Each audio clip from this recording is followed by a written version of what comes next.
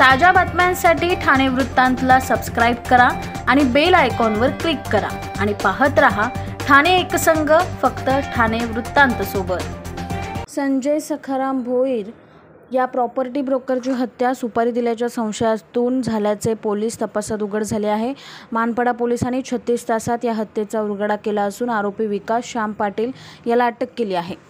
जुन्या जमिनीच्या वादातून आपला काटा काढला जाणार असा संशय विकासला होता, त्यातून त्याने साथीदारांच्या मदतीने संजयची हत्या केल्याचे तपासात समोर आले आहे। जमीन खरेदी विक्रीच्या व्यवहारात ब्रोकरचे काम करणारा संजय भोईर याचा मृतदेह शुक्रवारी रात्री उंबार्ली गावाजवळील मामाश्री ढाब्याच्या पाठीमागच्या रस्त्यावर आढळला होता। त्याच्यावर धारदार शस्त्राने वार केले गेले।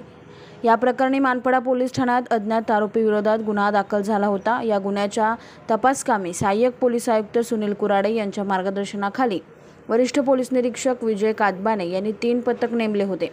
दरम्यान या हत्येचा उलगडा करण्यात मानपाडा पोलिसांना यश आलं आहे। आरोपी विकास हा रिक्षा चालक असून मयत संजय भोईर आणि विकास यांच्यात एका जमिनीच्या मालकी हक्कावरून खूप वर्षापासून वाद सुरू होता।